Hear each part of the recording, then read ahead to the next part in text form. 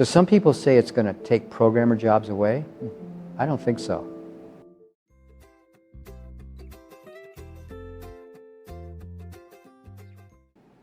Hello everyone, this is Xiao Liu. I'm the Deputy Editor-in-Chief of PKU Financial Review. And it's our great pleasure today to have the chance to interview the Nobel Prize winner in economics, Dr. Thomas Sargent. Okay, we will get the interview started.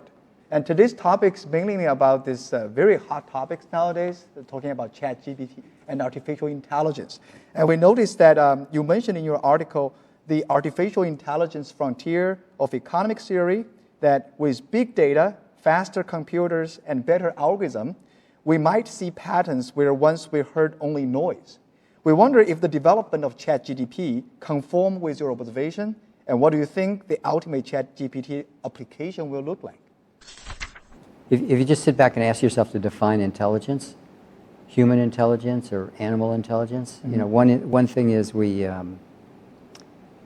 look for patterns. Right. So I could give you examples from the history of science. People have been doing that. Great scientists like Galileo and Kepler did that. They had a bunch of data and kind of, in various ways, they either collected it or looked at it, and they simplified it. They took huge tables and they reduced it to a few equations. Right. So that's kind of pattern recognition and summary. And then the other thing we do, which is harder, we try to make decisions on the basis of the patterns and generalizations we draw. Right. And, you know, when I was a kid, people were trying to do that, but we didn't have very much computing power. So we had to fit little teeny models. We didn't have much data. But now, the computing power's gotten bigger. Right. A lot more data, so we can fit bigger models. So ChatGPT, it's very good for some things. So some people say it's going to take programmer jobs away. I don't think so. At where I work, I have to file various reports.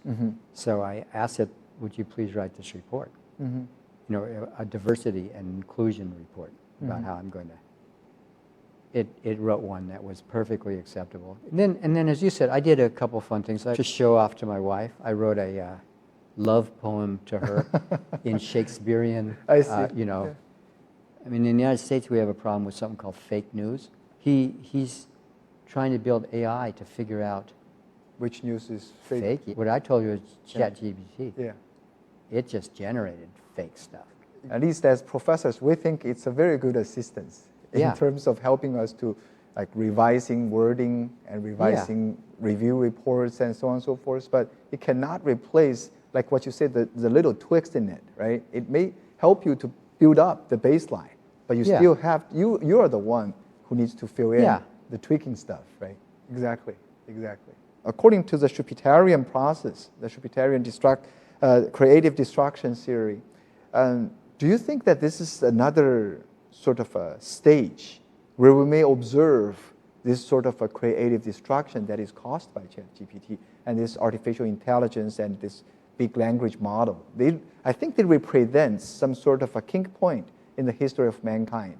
And do you think that it will cause this Schumpeterian or accelerate this Schumpeterian process? The phone and social media, it's very destructive. In terms of like, it's addictive. Like it's going on all the time. Like I don't know Chinese data, but I do about this. But I do know some U.S. data. There's lots of startups and there's lots of failures. Right. Most startups fail, but the whole process, it can't be stopped. Like in the U.S. in the last 8 or so years, there's been all sorts of things, job protection to stop jobs from disappearing. Right. And they're not very wise policies. Right. But I think you mentioned something very interesting is like what ChatGPT does right now is more of a substitute, what we can already do. If it's creative destruction, you have to come up with something new. Yeah. But what ChatGPT does right now is basically a repetition or substitution, what we could do already. It's just faster. Some job, it cannot replace us. The thing that excites me more is very geeky. They're using similar machine learning tools together with a lot of sophisticated math. They call it geometric deep learning. They're doing things like advancing the frontiers of biology. The guy, I think he's a genius. I know that I like your term creative destruction. Like my father, who just passed away, his job doesn't exist anymore. Mm-hmm. And a lot of it's done by computers.